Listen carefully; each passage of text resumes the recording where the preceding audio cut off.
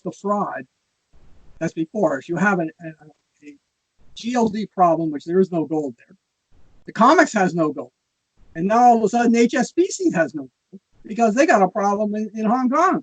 In order to save HSBC, they needed to flood more paper out there, okay, to try to keep the price down.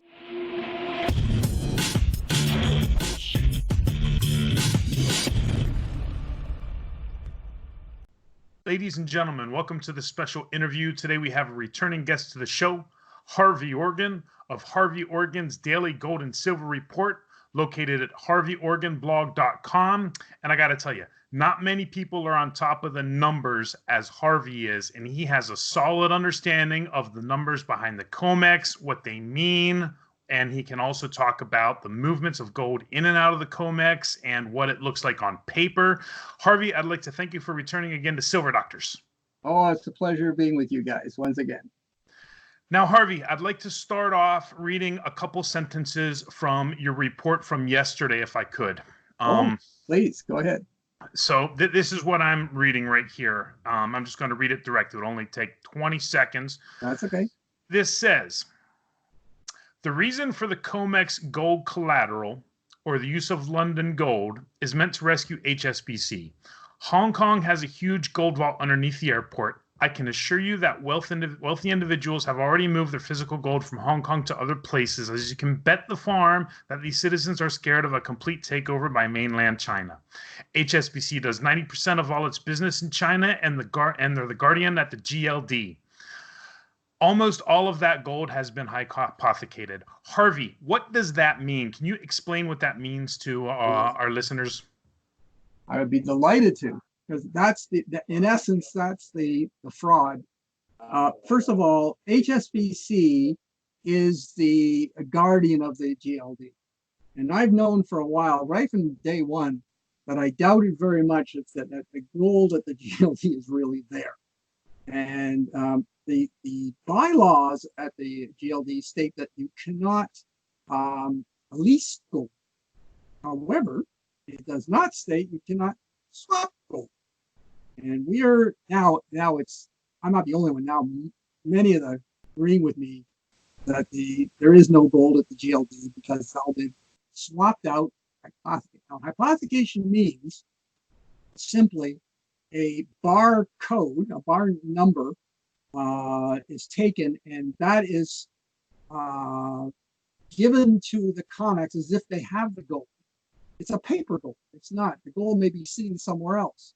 And that may be done over 1,000 times. So in essence, that gold in a vault is really not there. The paper, it's one entity owing to another entity. The physical is just not there. There's one bar that may be there.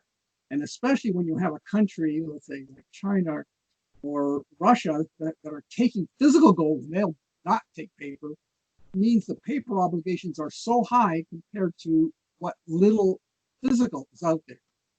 And that's the crisis it's in. And now you understand the crisis that is what happened at the COMEX the last 10 days. I'm going to try to describe what happened, because I noticed it right away. Because I take data at 3 o'clock, like in another half hour, I'll be taking data. And I noticed a strange entry called pledge gold. And it was, the first entry was HSBC 100 ounces. Then I got a call that next day saying, did I see it? And I said, yeah, but it's 100 ounces. It doesn't mean much. What's 100 ounces? Then Andrew McGuire phones me up and says, we got a problem here. They have now tripled the collateral. What we call that is pledge gold. That's the new term that they gave. It's pledge gold, and it's the amount that the banks have to pledge in order to secure an agreement. All of a sudden, HSBC put in something like $350 million worth of pledge gold, or 237,000 ounces. And that 237,000 ounces reduced the registered, which is the amount that can be delivered upon. So in essence, instead of being 34 tons of gold, it came down to 27 tons. And I'm going to even tell you that's fictitious. But let's leave it as that. Okay. Okay. So the answer to the question now is why all of a sudden HSBC? Okay, and of course HSBC is the guardian to the GLD, and I've always said that there's two major banking problems in the world. One being Deutsche Bank, without a shadow of a doubt, and the second one would be HSBC. Now, why HSBC? And what you said in the opening, HSBC, although located in London, now it's not located in Shanghai or in Hong Kong. It's located in London. It's home based in London. Yet it does 90% of its business in China. So you can imagine now, Hong Kong built this huge vault 4 or 5 years ago, 6 years ago, and now we've seen massive protests. And I can assure you that wealthy citizens are now scared out of their minds and are starting to move, I think halfway or 3/4 of the way through, moving their gold out of China and not mainland. They're not going anywhere near mainland. They're going to probably Switzerland, probably Liechtenstein, some private vault again, securing themselves.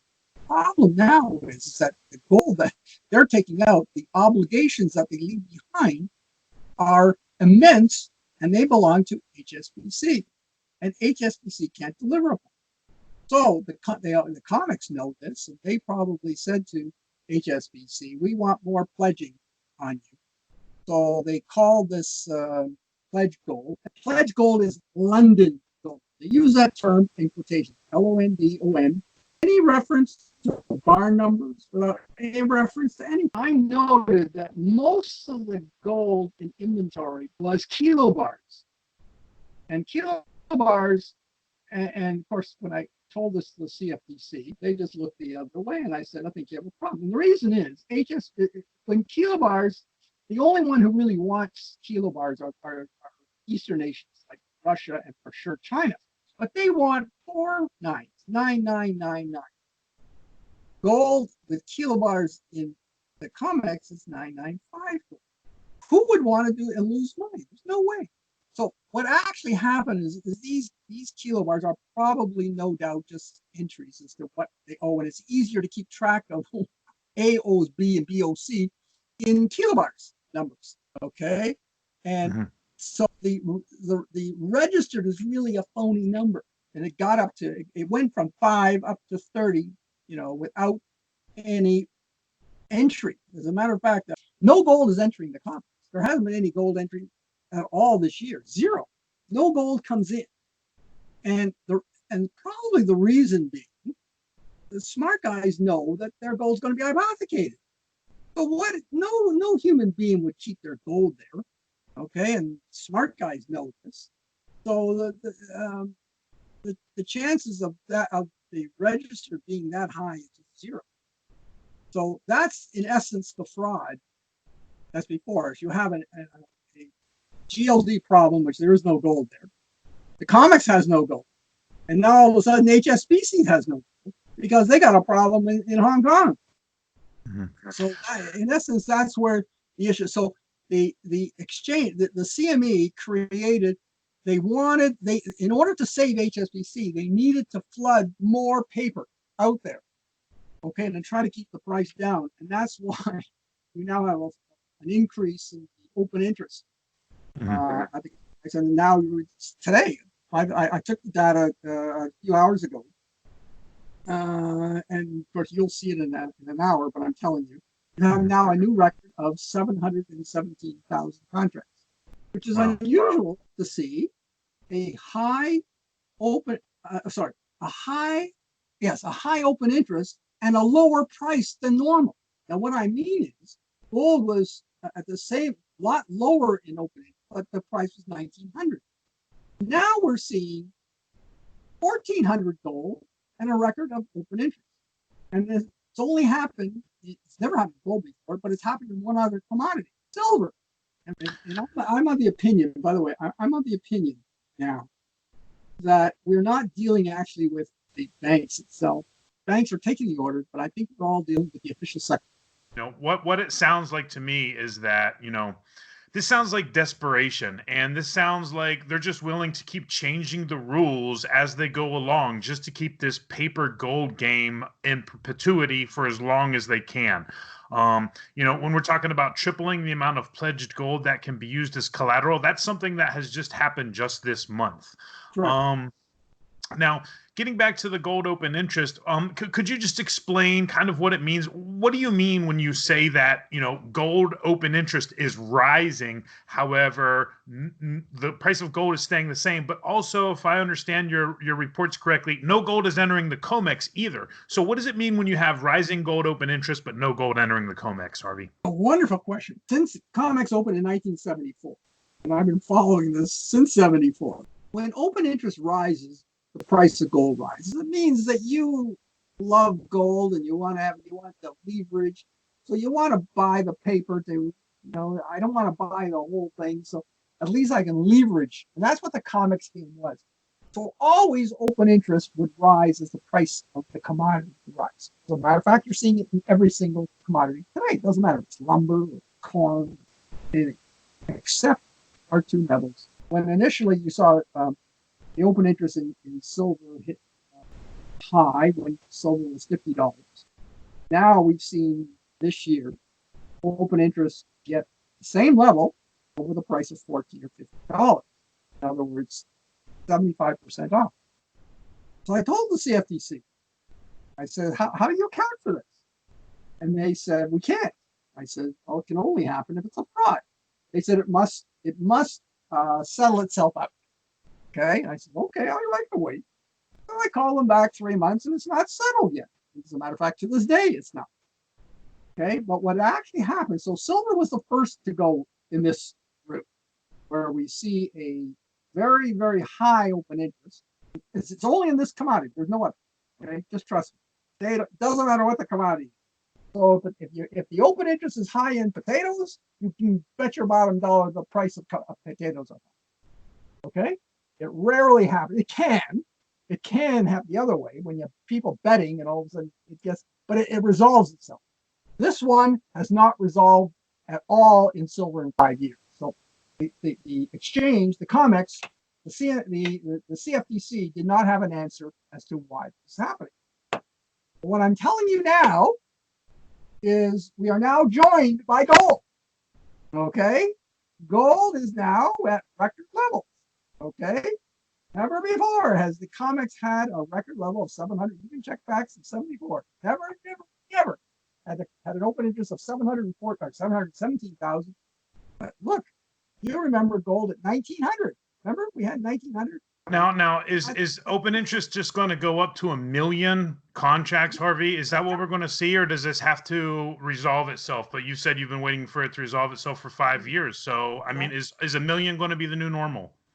Well, you actually answered that. See, the next thing they did was they developed what they call these exchange for physicals, which is the real fraud. That's this essence of the fraud. Now, exchange for physicals is a new term. No, wait a second. It was an old term. It was done in 74. And it said in an emergency, you can use this to deliver upon your physical. It doesn't matter what it is, corn, potatoes, or anything. Silver and gold it was on the books, never used. As a matter of fact, I noticed these exchange for physicals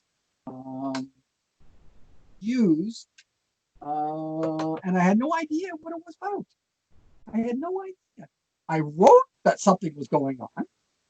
I wrote, but I couldn't understand until James Turk and Coos Johnson noticed that they were using this new exchange for physicals. Says, where is it?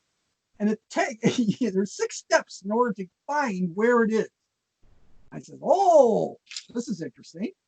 And that got me. So what this is doing is taking the open interest off the COMEX and moving it to London. So now these COMEX are, and what they do in order to not have the oversight of the controller of the currency, they do what is called a serial forward. So they move into London as serial forwards, moving every 13 days. Now, why 13, not 14? Well, if it's 14 days, it's under the purview of the OCC. OCC has offices in London and in New York. So I wrote a letter to the OCC. And I said, guys, are you aware that these guys are doing these trades? And not only that, the amount of gold in the 3 years they've done this is something around 24,000 tons of gold. And in English, it's about roughly 3 times the supposed amount of gold held in New York, in Fort Knox. In fact, all of Fort Knox and West Point and Denver.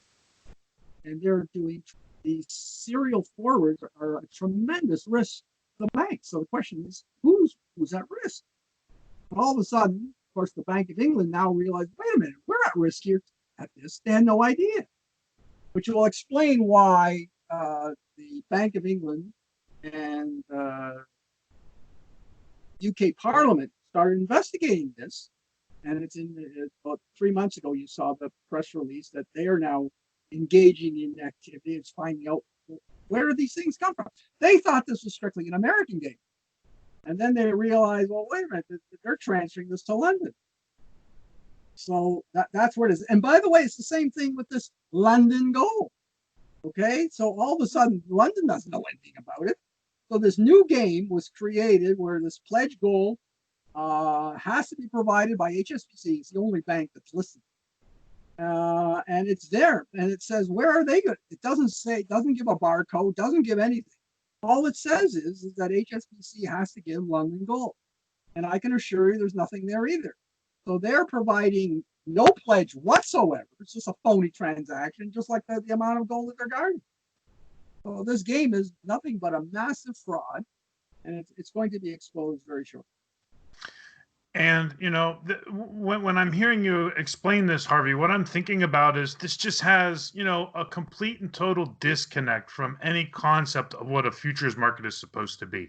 My understanding of a futures market is it's supposed to be that banks and mines and producers, for example, can facilitate hedging and production and things of this nature. Is that what the intent of the futures market is supposed to be? And it's not what it is today. Am I understanding that correctly, Harvey? You're understanding correctly. As a matter of fact, when I went to the hearings in 2010, they have a little sign out there in the CFTC hearings, and it says the COMEX is a price discovery mechanism. Okay, which is true. That's what it's supposed to be. So I was taking all the information out there, and you just come to the price where it's supposed to be. So the future dictates what the present will be. Okay. So of course, miners thought, wait a minute, I'm going to get, it's better for me if I got gold in the ground. I haven't got it out. It's going to cost me money, but I can sell that gold in the future and at least have my money to mine the gold that's in the ground. Okay, and it helps in their production, and it offsets some of the risk. So that's how it started. And I can assure you, it's the miners have nothing to do with this anymore. Okay? Mm-hmm. They're certainly not hedging. They're not going anywhere near this. They understand hedging, what it means. Very, very, very little hedging. So the answer is to your question, yes, and it has stopped. Probably Barrick was the first one to do this. They stopped. It does look like there has been slight progress made. So I would like to also get your comments on this, Harvey, because, you know, in August, we learned about the RICO charges, the racketeering, the criminal racketeering charges against I think it was the two current and one former, or two former and one current JP Morgan traders. One of them who was also the head of the precious metals trading desk. Yeah, Greg Smith. Greg Smith is your kingpin. Okay. Well, my point is, just last Friday there was another one. His name is Rufo. Okay. So my understanding with the RICO laws is that you can essentially name names. So you can say, you know, well, I wasn't doing this on my own. I was doing this because my boss, for lack of a better term, told me to do it. So I was only following orders. Right. Are we seeing progress here with this latest arrest? What are your thoughts about this latest arrest and the developments by the charges brought in this ongoing RICO case and investigation? Okay. Another sensational question. Really, it's good. Okay. And I'm on top of this. I deal a lot with what's going on in London. Remember, the Bank of England. I hope you guys are aware that the FCA in London is now acting to try to get to the bottom of what's going on with precious metals. We have what we call the RCMP in Canada, of course, for criminal law. The FCA they are the purveyors of watching out for the criminal activity of white collar crime. They've been engaged in the last 5-6 weeks. Your question is racketeering. The answer is under RICO rules, it's triple damages. And not only that, you do not need to prove beyond a reasonable doubt. All you have to do is prove that a corporation is criminal in itself. In other words, it does not just one thing. The whole concept of the company, like JP Morgan, is a criminal company. Not only has probably the FCA realized this, but also the Department of Justice in the United States has now come to the conclusion that JP Morgan is nothing but a criminal company. There's been so many charges against, and it's just easy to write a check saying, well, how much is it going to cost me? $3 billion. Okay, I raked in 100 billion, so writing a check for 3 billion is nothing. The problem now that they have is London. The FCA doesn't go for it. You cannot write a check to this. They're coming and they're going to go after. I can assure you that. But certain things that I know I can't say, but rest assured that they're going to go after JP Morgan, Bank of America, Citibank, Deutsche Bank. Deutsche Bank is an interesting issue because they're the largest over in Europe, and they've got a major problem. And I will tell you that the repo money is meant for them. Of course, you have a Fed bailing out a foreign banking. That's another issue which they refuse to answer. So I hope I answered that to you as best I can. Yes. There will be. They're all coming to the conclusion that JP Morgan is in serious trouble for what they have done, and it's not just spoofing. Spoofing is 1% of the mess that they're in, and what you're hearing in your case in this thing is spoofing. That's minor for what they've done. We've got evidence on them far greater than just. Yes, Harvey, it blows my mind to this day to think that there are still people out there, for whatever reason, still saying this is just a couple rogue traders doing spoofing on their own. Now, Harvey, wait a minute. I will tell you, we have it going all the way up to Blythe Masters, who reported to Jamie Dimon. There's enough there; it's going right to the top. None of this business is rogue traders. This is their mentality that they're. By the way, the guy that was arrested, Rufo, was an executive director, so he reports right to them. He tells them that's how they made their money. This is their game. And they had to suppress the precious metals, and the precious metals have been suppressed for 30 years. It started in 1988 and hasn't stopped. So if I'm understanding this correctly, Harvey, is this something that could also take down the COMEX in and of itself if this racketeering reaches this kind of level of progression in this investigation here? Take down the COMEX. This is going to be a lot more than just the COMEX. You're talking the whole financial system blowing up. That's what we have to, we have to be careful what we're doing. We understand. I mean, if if two banks blow up, you have HSBC and if one of the two, never mind just about both, if either HSBC or Deutsche Bank blows up the entire financial system, the reason is they got trillions and trillions and trillions of dollars of derivatives. And you got A owing B, B owing C, and all of a sudden the whole paper business just blows up. And all of a sudden nobody will get their money. The biggest implosion you've ever seen. Both together. My God. And remember, the counterparty to both Deutsche Bank and HSBC is JP Morgan. So even though JP Morgan may be winning on bets, if it can't be paid by the other two, it blows up. And that's the risk to the system. So it's not just the codes. Now, Harvey, I don't know if you've seen the Fred graph of the Fed's balance sheet, but ever since they started in these repo ops since September, it's shooting up like a hockey stick right now, and they're above $4 trillion. Okay, it's 120 billion a day in repo money going in. Now they have what is called temporary money, okay, TOMO, TOMO, and POMO, which is permanent OMO. It's a money operation. To give you an idea, it's about 120 billion a day. That 120 billion a day is meant to bail out Deutsche. It needs the money because it's lost so much that the Fed is actually bailing out a foreign bank. Chris Powell wrote a letter. Of course, they can't answer because it wouldn't look good that the Fed is bailing out a foreign bank. But they have to, because if they don't, Deutsche Bank could blow up. The whole banking system all across the world. You would have no paper money, nothing. Nobody, the whole system would just freeze. Banks would close. Yes, this is very interesting, Harvey, because, when we first started learning about these protests in Hong Kong, I asked myself a simple question. I think Hong Kong is pretty important when it comes to global finance. It's a financial center of the universe, for lack of a better term. So I started looking at it, and, sure enough, a lot of different places, investing, talk about Hong Kong as being one of the top 5 financial centers in the world.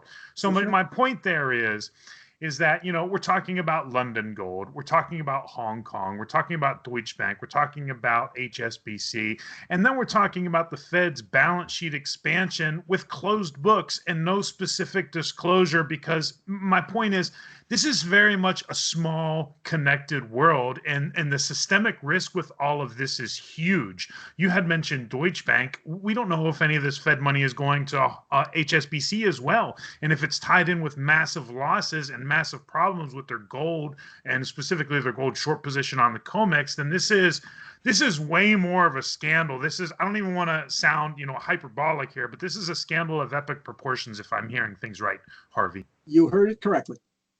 However, I don't think that the paper business, the amount of dollars, it could be. I'm not saying it can't be, but I am sure that Deutsche Bank is massive. Sure, you can see that they've lost 60 billion in the last quarter. They lost a lot of money. They can't earn any money anymore. They're toast. So I am pretty sure that the 120 billion that the Fed is every night goes. By the way, it's a temporary. It goes in one night, goes out. Then they have the 14-day and 7 days.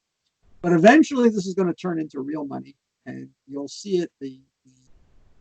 We will surpass the amount of money that the Fed has on its balance sheet by just a year from now, and then you're going to have believe me, it's QE again. Now, anybody who doesn't think it's QE are fine. It's definitely QE. Quantitative number 4. Now, Harvey, I appreciate your time today.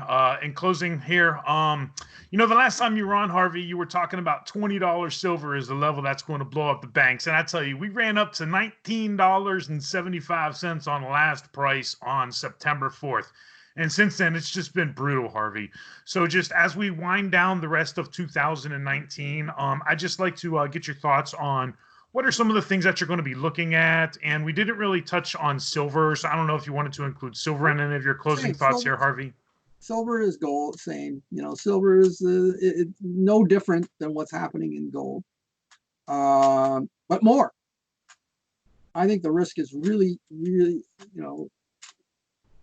you can imagine JP Morgan has been accumulating massive amounts of silver because they know it's come to an end. So they've been taking their short position, but turning it into buying physical silver. And I had a huge screaming match with the CFTC. They thought it's legal for JP Morgan to acquire silver, even though they're the largest short position. I said, let's go see lawyers, and that they kind of ended that.